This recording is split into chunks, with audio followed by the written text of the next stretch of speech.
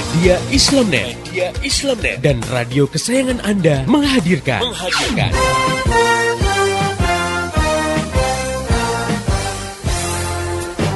Voice of Islam. Saya pernah nonton satu acara televisi, di situ ada party, pesta-pesta di sebuah diskotik, lalu dibikin kuis. Cuman kuis itu syaratnya hanya boleh diikuti oleh pengunjung yang bawa alat kontrasepsi, alias kondom. Ternyata banyak yang bawa. Paling datang itu anak muda semua gitu kan. Kita ditanya, kenapa kamu bawa? Loh, kita kan nggak tahu apa yang terjadi setelah ini. Wow, jadi mereka sudah sedia payung sebelum hujan gitu ya. Sedia kondom sebelum berzina. Astagfirullahaladzim ya. Kenapa kok seperti terjadi? Karena kita sudah hidup di alam sekuler. Hidup dengan landasan memisahkan agama dari kehidupan. Jadi agama udah gak dipandang. Asma binti Yazid al-Ashhaliyah yang sedang dia ingin menanyakan satu masalah di hadapan Nabi dan para sahabat. Nah, saat itu ada forum Nabi dengan para sahabat. Nah, saat itu Asma menanyakan tentang kedudukan peran perempuan dalam rumah tangga dibandingkan dengan peran kaum laki-laki ya.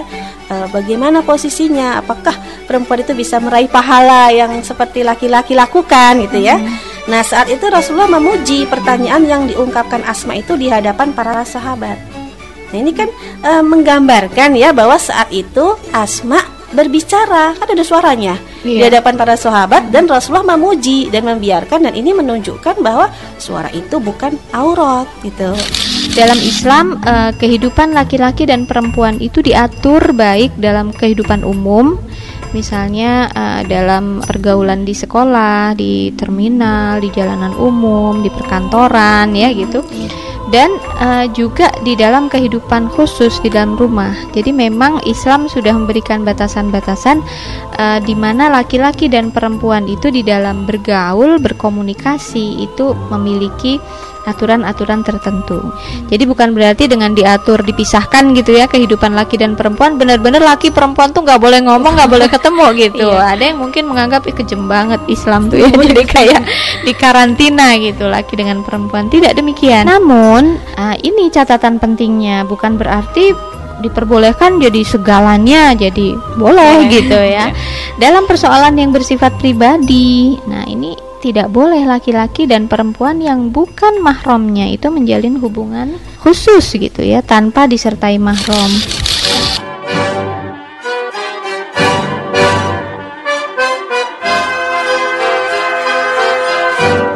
Voice of Islam.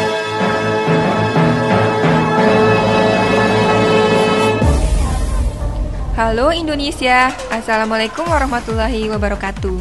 Sobat muda, jumpa lagi dengan saya Bunga Salsabila dalam program Voice of Islam, kerja bareng Media Islamnet dengan radio kesayangan sobat muda ini tentunya. Dan selama 30 menit ke depan, Bunga akan membacakan cerpen remaja Islami yang berjudul Sepatu Kacanin oleh Estari. Nah, gimana sobat muda, sudah siap semua mendengarkan cerpen yang akan saya bacakan? Yuk, Bunga akan mulai membacakan cerpen ini. Ampun, aduh, ampun, sudahlah jangan menggoda kepadaku. Keringan mata nak kamu terus memandang dan merayu kepadaku. Cihu, yiha, akhirnya sampai juga kita. Suara gaduh dan mobil yang memasuki halaman mengejutkanku yang sedang menyiram Bunga di halaman sore itu. Assalamualaikum Kak Rin yang manis. Salah satu dari mereka memberi salam padaku dengan nada menggoda. Ternyata mereka kawan-kawan Nin, adikku. Di samping si pemberi salam tampak Nin berdiri cengar-cengir. Waalaikumsalam warahmatullah, jawabku sambil berusaha tersenyum meramah pada anak-anak itu. Kenalkan Kak, kan kawan Nin. Ini Roy, Ella, Dio, dan Nela. Kebetulan sore ini kami ada latihan teater di kampus dan Nin ajak mereka mampir dulu. Aku menerima uluran tangan Ella dan Nela, tapi menyimpan untuk Roy dan Dio. Nin tampak ngeloyot ke dalam rumah. Ya, mungkin mengambil minuman. Teman-teman Nin di IKJ semua nih? Tanyaku berusaha ramah dan mengajak mereka duduk di kursi teras. Yoi, kita satu jurusan dan satu angkatan sama Nin. Jawab Dio cuek. Ya, kita sama-sama sedang merintis karir sebagai artis. Biasalah, kita kan jurusan teater IKJ. Timpal Ella tak kalah mencueknya. Aku meringis. Diam-diam aku mengamati penampilan mereka. Duh, Gusti, dandanan mereka itu loh. Si Roy berambut gondrong, dekil dan kumal. Rokoknya mengepul bagai lokomotif. Tubuhnya yang kurus terlintas bersama finish. Si Ella tak kalah heboh. Gelang, kalung, dan anting-anting gede menghiasi tubuhnya. Bahkan ada anting di hidungnya. Dengan sepatu boot gede, gaya Ella persis lady rocker. Si Nella beda lagi. Bajunya full press body. Dio sendiri tak kalah nyentrik. Dandanannya sih rapi, tapi rambutnya dicat warna merah dan sebelah telinganya beranting. Oh lala, astagfirullah. Nin sendiri rambutnya dipotong cepak abis dan dicat ungu. Telinganya dihiasi 6 anting-anting. Tak sadar aku menggeleng-gelengkan kepala sendirian.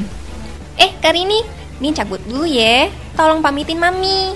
Nin latihan teater di kampus sore ini. Oke baby, beautiful girl. Gue tinggal dulu ya. Mereka melambaikan tangannya padaku. Aku terpana, bengong asli. Setauku, tak ada seorang pun dari silsilah keluarga kami yang memiliki dar seni. Anehnya, dalam jiwa Nin, adikku semata wayang yang cantik itu mengalir darah seni yang demikian besar. Sejak kecil dia jago menari, baca puisi, menyanyi dan bermain teater. Dan jadilah Nin orang yang besar di panggung. Di usia 10 tahun saja, Nin sudah sering tampil bareng bintang-bintang terkenal. Piala yang diraihnya dari dunia seni pun berjajar demikian banyaknya di lemari kamarnya. Mami dan papi sendiri tidak keberatan Nin menekuni dunia seni. Hingga selesai SMU, Nin memilih mengambil jurusan teater di IKJ. Aku sendiri ikut senang punya adik yang berprestasi seperti Nin. Tapi perkembangan Nin akhir-akhir ini membuatku miris. Aku takut Nin salah pergaulan sehingga dapat terjerumus pergaulan bebas.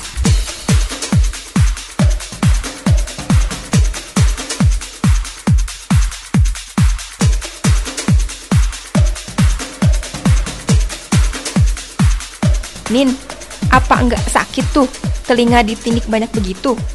Atau enggak risih pakai anting-anting banyak begitu?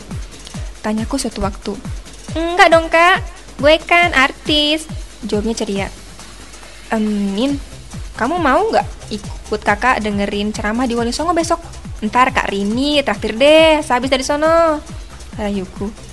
Bagaimanapun dia adikku, aku wajib mengajaknya kembali ke jalan Allah. Kak Rin, kakak ini nggak berubah-ubah. Dari dulu yang diomongin akhirat melulu. Nin mau jadi artis dulu deh. Pengen konsentrasi sama profesi yang Nin rintis sejak kecil. Ntar deh kalau udah nikah atau nenek-nenek itu mikirin begituan. Jawabnya sambil mengangkat kakinya ke atas meja di depan kami. Bukan begitu Nin. Manusia kan nggak tahu kapan umurnya akan berakhir. Maut menjemput kita kapan aja. Apa kamu tahu kalau umurmu masih sampai usia nenek-nenek nanti? Izrail akan datang kapan aja. Mungkin besok atau bahkan saat ini. Ketika kita sedang ngobrol begini. Lantas, apa bekal kita kalau tiba-tiba Izrail datang menjemput? Sudahlah Karin, simpan saja cerita Izrail itu untuk kakak sendiri. Nin belum berminat saat ini. Nin pengen jadi artis dulu, oke? Tapi Nin, apa salah kalau jadi artis namun juga belajar mengaji? Nin tertawa terbahak lalu bergegas meninggalkanku begitu saja. Aku menggeleng-gelengkan kepala. La haula wala quwata illa billah. Saat ku duduk di kesendirian di antara rindu dan asa, selalu terbayang dalam anganku senyummu yang lembut dan tulus. Ku rindu padamu ya Rasul. Ku rindu ada di dekatmu. Ingin ku jumpa sekejap saja, meski hanya dalam mimpi. Kak Rin mau ikut nyumbang untuk beli sepatu kacamu asal mau belajar ngaji. mataku saat kami makan malam bersama di meja makan. Sudah seminggu ini, Nin kasakusuk mencari sumbangan untuk membeli sepatu kaca. Sepatu kaca itu akan digunakan untuk pementasan teater di tim dengan judul Cinderella. Kebetulan Nin sebagai pemeran utamanya. Jadilah dia heboh untuk tampil prima di pementasan itu. Bahkan kabarnya, Nin bakal main bareng bintang-bintang teater kawakan dan tentu saja akan diliput berbagai media. Proposal sumbangan dana sepatu kaca diajukan ke aku, Mama, dan Papa. Karena ternyata uang tabungannya sendiri tidak mencukupi untuk membeli sepatu kaca itu.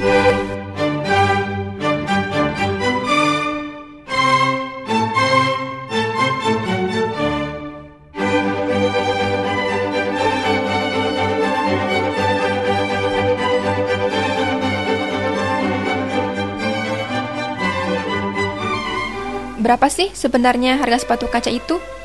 Tanya Papi sambil menambahkan nasi ke piring. 500.000. Sementara uang Nin di tabungan tinggal 200.000. Apa? 500.000? Tanyaku hampir tersedak. Mahal amat.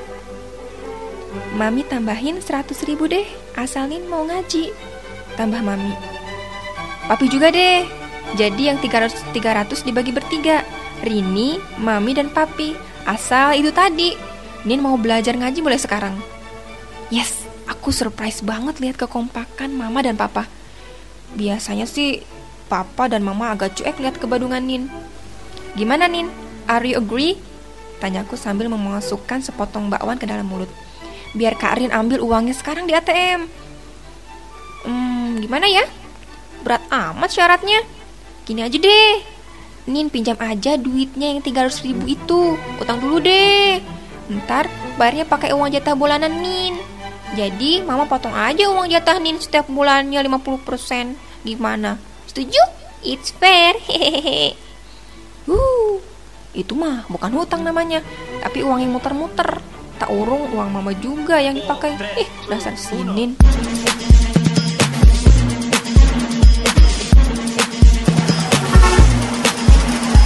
Listen up, y'all, cause this is it. Rongsokan, koran bekas, botol bekas. Seperti biasa, wanita kurus setengah tua dan anak perempuan kecil dan dekil itu menghampiri tempat sampah kami. Kulihat Nin menghampiri mereka dan bercakap-cakap akrab. Entah apa yang sedang dibicarakannya. Yang sempat kulihat, Nin memberikan koran-koran bekas serta botol bekas yang terkumpul di halaman samping. Saat kemudian mereka tampak saling melambaikan tangan. Kamu kenal mereka, Nin? Tanyaku sambil tergesa memakai kaos kaki dan sepatu. Pagi ini ada kuliahnya Pak Jani tepat pukul 7. Berarti 1 jam lagi dan aku tidak boleh telat. Kenal dong Kak. Masa Kak Ari gak kenal? Kan tiap hari mereka lewat sini. Ngaji terus baik Kak, tapi jangan lupa penerapannya dong. Jawab Nin dengan mimik sedikit mengejek. Aku tersenyum. Tak urung kata-katanya barusan sedikit menohok dadaku. Oke deh, berangkat dulu ya. Assalamualaikum. Ku ambil tasku dan bergegas meninggalkan Nin. Waalaikumsalam. Hati-hati Kak ya. Teriaknya sambil melambaikan tangan.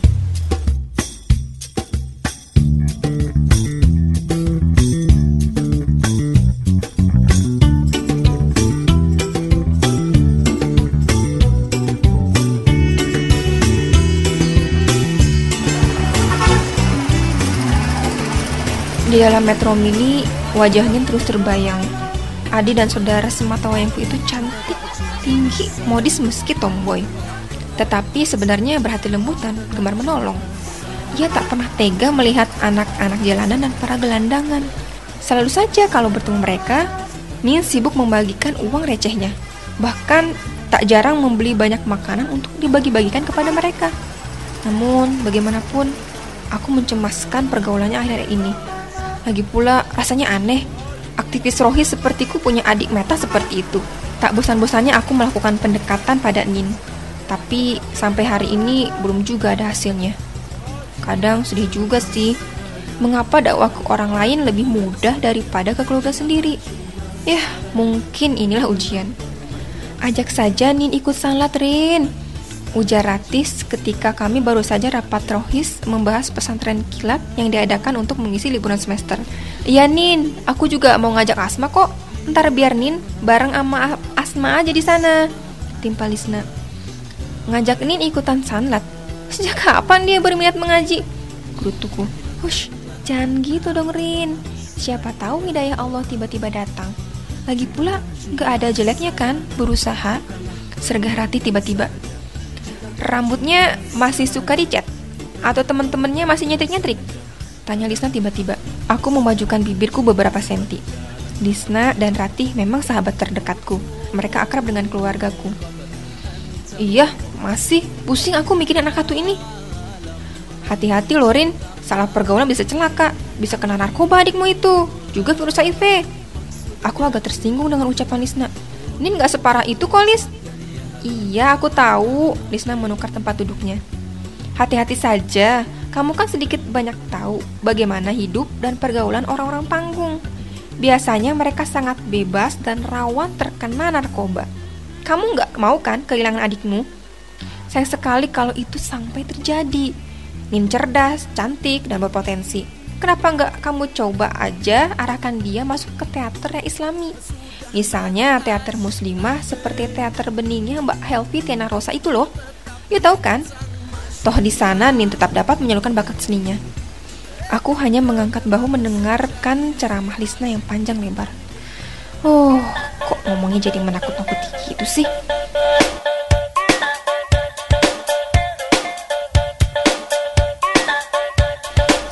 Sabtu malam, kulirik jam di dinding ruang tengah. Pukul 12:30 malam. Pagi ya salah. Kulirik jam di dinding ruang tengah. Pukul 12:30 pagi. Dan Nin belum juga pulang. Malam ini memang malam pementasan Cinderella seperti yang sudah direncanakan di tim. Dan Nin berhasil membeli sepatu kaca itu dari hasil berutang pada mama. Tiba-tiba perasaanku tidak enak. Semua cerita Lisna kembali berdenging di telingaku. Pergaulan bebas, narkoba, HIV, dan Kok kamu gelisah amat, Rin? Ada apa sih? Tanya mama lembut sambil menjajari dudukku di depan TV. Papa tampak juga masih mengikuti serial kesayangannya. Nin kok belum pulang sih, Mah? Mungkin masih sibuk. Namanya juga pentas besar, jawab mama sambil menguap. Iya, tapi biasanya kan gak semalam ini. Rini khawatir kalau ada apa-apa di sana. Doakan saja tidak terjadi apa-apa dan pentasnya sukses. Sebenarnya tadi papa menawarkan untuk mengantar, tapi Nin menolak, kata papa.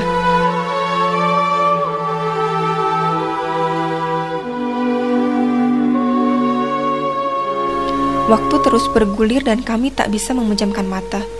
Kami berharap telepon di samping kami akan berdering dan Nin yang bicara. Tapi harapan itu sia-sia. Ku coba menghubungi handphone beberapa kawan Nin yang ku kenal. Tapi hasilnya nihil juga. Semua tidak diaktifkan.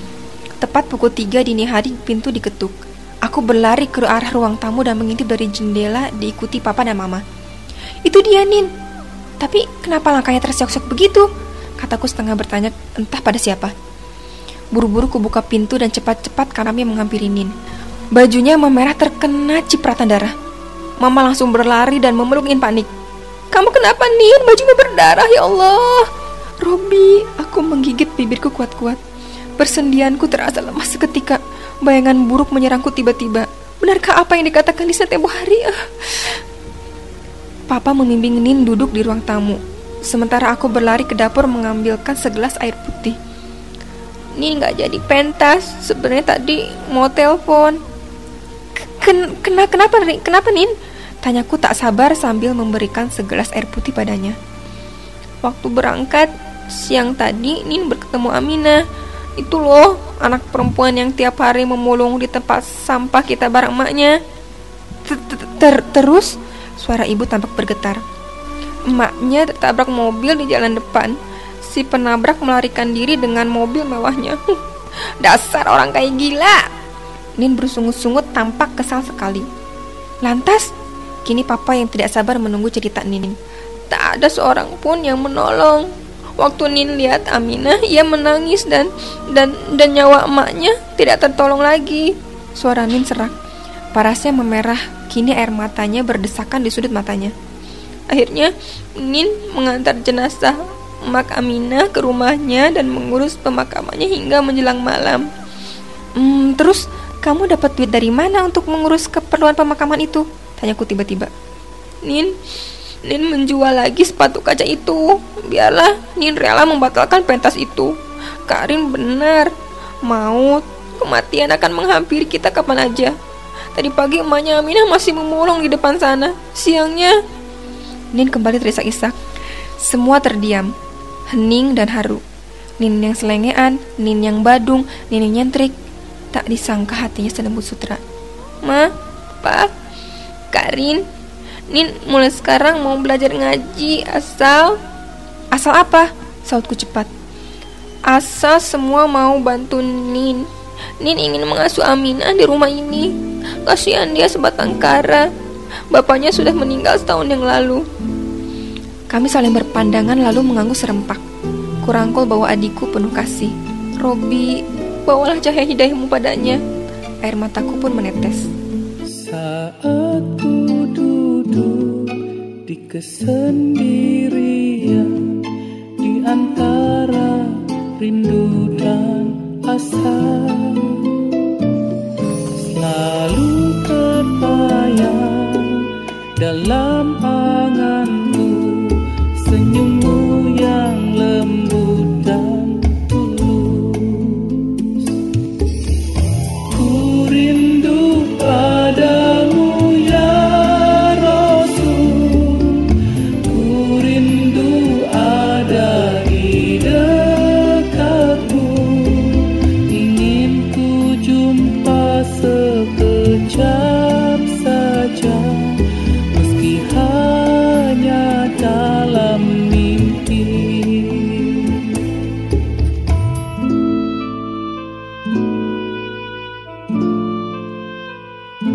Allahumma salli ala Muhammad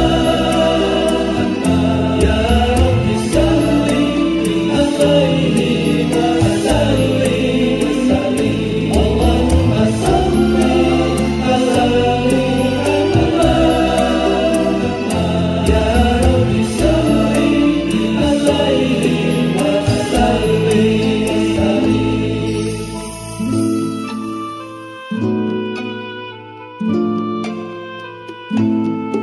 Saat ku duduk di kesendirian, di antara rindu dan asa,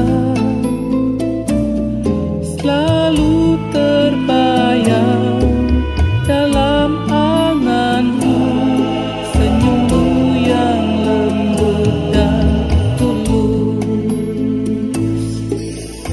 Ku rindu padamu ya Rasul, ku rindu ada di dekatmu. Ingin ku jumpa sekejap saja, meski hanya dalam mimpi. Ku rindu padamu ya Rasul, ku rindu ada di dekatmu. Ingin ku jumpa sekejap saja, meski hanya dalam mimpi. Allahumma salli ala Muhammad ya Rabbi salli alaihi wa sallim. Allahumma salli ala Muhammad ya Rabbi salli alaihi wa sallim. Oke sobat muda, gimana cerpennya tadi? Bagus kan? Nah, bagi kamu semua yang kepengen mengirimkan cerpen kamu semua bisa mengirimkan cerpenmu itu ke mediaislamnet@yahoo.com. Asalkan cerpennya itu yang remaja, islami dan bagus tentunya. Nah, bagi kamu juga yang punya saran dan kritik terhadap Voice of Islam, kamu juga bisa mengirimkannya ke mediaislamnet@yahoo.com. Dan bagi sobat muda yang pengen tahu informasi lebih lanjut tentang Voice of Islam dan juga radio-radio yang menyiarkan Voice of Islam di seluruh Indonesia dan juga topik-topik yang akan dibahas oleh Voice of Islam, sobat muda bisa klik di www www.gaulislam.com. Dan esok hari insya Allah Voice of Islam akan menjumpai sobat muda semua di waktu dan gelombang yang sama. Mari menimbang masalah dengan syariah. Assalamualaikum warahmatullahi wabarakatuh. Demikian tadi Voice of Islam.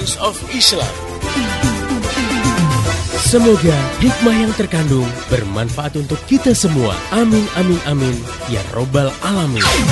Kembali bisa Anda dengarkan Voice of Islam.